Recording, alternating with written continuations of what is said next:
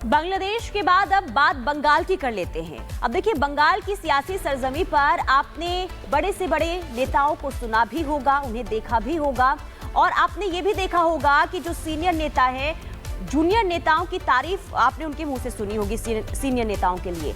लेकिन अब टीएमसी के किस ऐसे नेता हैं जिन्होंने ममता बनर्जी के लिए तारीफ तो की, लेकिन तारीफ करते हुए उन्होंने ममता बनर्जी की तुलना जो है सुभाष चंद्र बोस से कर दी है। इसके बाद क्या हुआ, रिपोर्ट के जरिए आपको दिखाते हैं।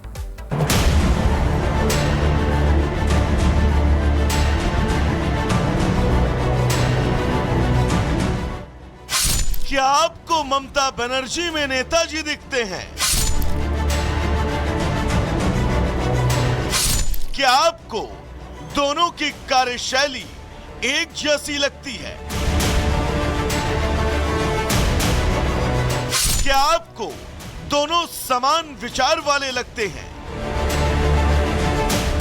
नेताजी सुभाष चंद्र बोस आजादी के वो क्रांतिवीर जिन्होंने पराधीनता की जंजीरों में जकड़ी मां भारती की स्वाधीनता की खातिर अपना जीवन खपा दिया। दूसरी ओर बंगाल की वर्तमान मुख्यमंत्री ममता बनर्जी, कहा जाता है कि राजा को खुश करने के लिए उसका सेनापति अपने राजा की विशेषताओं का बखान करने के लिए राजा की विशेषता में विशेषण का तड़का लगा देता है और फिर उस विशेषता को राजा के सामने परोस देता है। सोचता है कि राजा खुश होगा, शाबाशी देगा।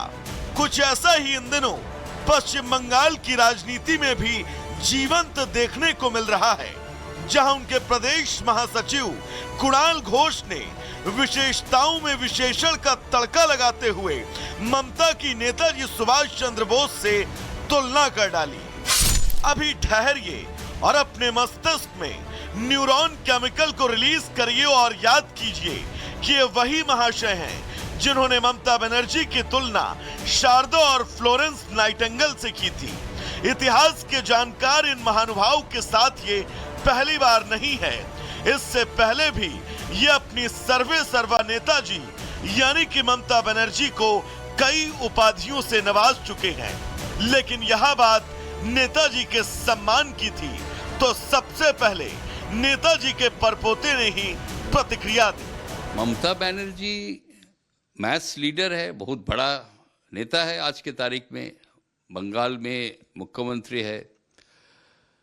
तो ये जो कंपैरिजन ये सही नहीं है। नेताजी एक अलग जमाना में उन्होंने आजादी का लड़ाई किया था। अब बीजेपी भी भला इस मुद्दे पर बैकफुट पर कैसे रहती? बीजेपी ने भी नेताजी के सम्मान की आवाज को बुलंद किया। सिर्फ नेताजी का अपमान नहीं, सारा बंगाल और बंगाली का अपमान। एक तो जगह जगह में नेताजी को भी गुरु रविंद्रनाथ ठाकुर का पिक्चर इतना छोटा और ममता बनर्जी का पिक्चर इतना बड़ा लगाते हैं।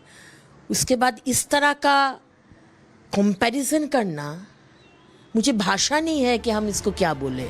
ममता बनर्जी पर चोरी लूट की स्वाधीनता वाले आरोपों के बीच और नेताजी से ममता बनर्जी की तुलना, ये दोनों बयान अपने आप में विरोधाभासी हैं। सवाल तब और गहरे हो जाते हैं जब बंगला की ही धरती से जन्मे देश के सच्चे सपूत की तुलनाएं होने लगे। खैर, राजनीति में राजा की चटुकारिता को सर्वोपरि रखने वालों से भला आप उम्मीद ही क्या रख सकते हैं? और जब बिना कुछ किए नाउम्मीदी का सूरज उदय होता है तो ऐसी तुलनाओं को भी वहां पर जगह मिल जाती है। Bureau report, Republic Bharat. देश किस तरीके से विकास की रफ्तार बढ़ता हुआ नजर आ रहा है, ये हम लगातार बार बार देख रहे हैं। और ऐसे में देश में रेलवे के विकास का एक नया युग मानो जैसे शुरू हो गया है। पुनीता, बिल्कुल, और इसे आप कह सकते हैं कि ये बदलाव की बहार है और यही वजह है कि रेलवे की तरफ से एक के बाद एक नई आधुनिक ट्रेनों की शुरुआत हो रही है। और इसके पीछे का मकसद यही है कि यात्रियों को सुविधा तो मिले, लेकिन आधुनिकता के साथ उन्हें तमाम वो सुविधा मिले जिससे उनकी यात्रा सफल हो सके। रिपोर्ट के जरिए आपको दिखाते हैं।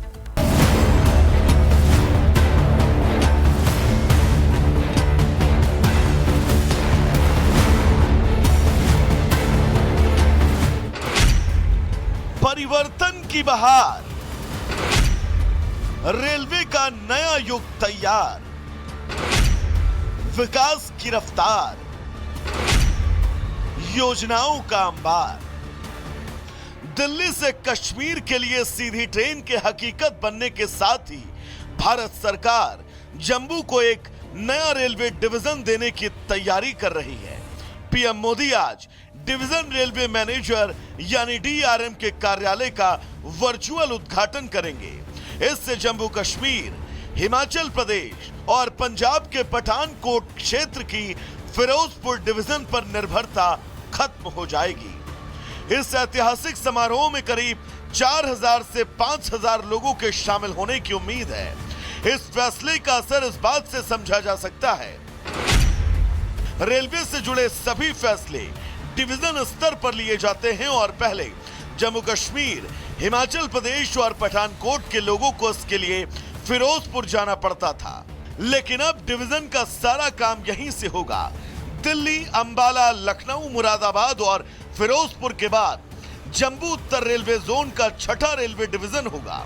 उद्घाटन के बाद जम्मू रेलवे स्टेशन को नया रूप मिलेगा और जम्मू रेलवे स्टेशन की प्लेटफॉर्म क्षमता को 3 से बढ़ाकर 7 करने का काम पहले से ही चल रहा है। सभी मौजूदा इमारतों को तोड़ दिया जाएगा और यहां नया बुनियादी ढांचा बनेगा। इस बीच उत्तरी रेलवे ने सर्दियों के लिए कश्मीर घाटी के लिए एक ट्रेन संचालन योजना जारी की है, जिसमें उन्होंने श्री वैष्णो देवी कटरा से श्रीनगर तक 3 नई ट्रेनें शामिल की हैं। इसमें एक वंदे भारत ट्रेन और 2 मेल एक्सप्रेस ट्रेनें शामिल हैं, जो प्रतिदिन चलेंगी। इस समय को रेलवे का एक नया युग कहा जाए तो शायद गलत नहीं होगा। रेलवे के ढांचागत विकास के साथ साथ देश की जनता को सरकार नई ट्रेनों की सौगातें दे रही है, जिसमें से एक बेहद बहुप्रतीक्षित नमो भारत ट्रेन दिल्ली की जनता को मिल चुकी है। पीएम मोदी ने Delhi Ghaziabad Meerut rapid rail corridor के साहिबाबाद न्यू अशोकनगर सेक्शन का उद्घाटन भी कर दिया है।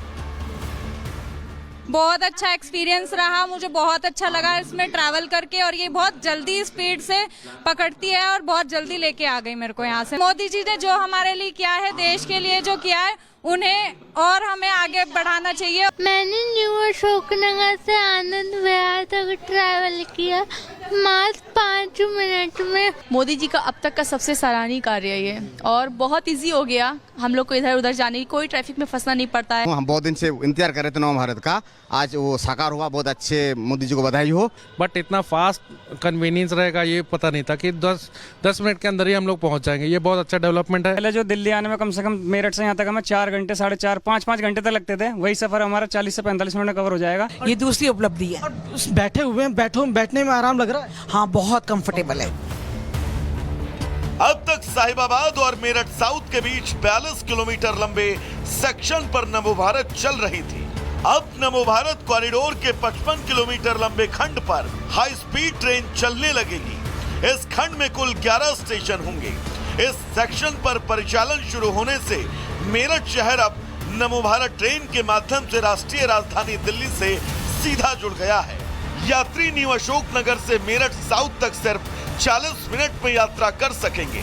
मकसद साफ है कि मोदी सरकार विकास की रफ्तार में देश के किसी भी हिस्से को नहीं छोड़ना चाहती।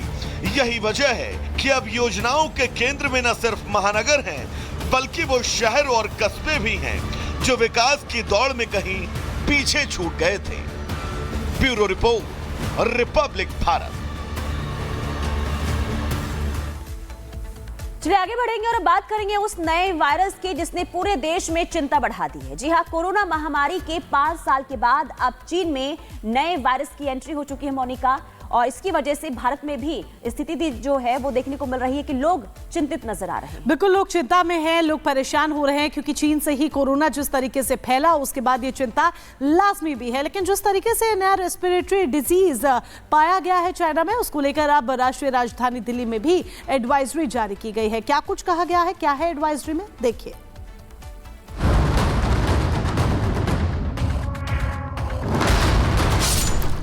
चीन ने फिर छोड़ा वायरस बम। पूरी दुनिया हुई बेदम। HMPV वायरस से हड़कंप, चीनी वायरस पर दिल्ली में अलर्ट। चीन में HMPV संक्रमण के मामले लगातार बढ़ रहे हैं। साल 2024 में देश में 327 मामले दर्ज किए गए, जो 2023 और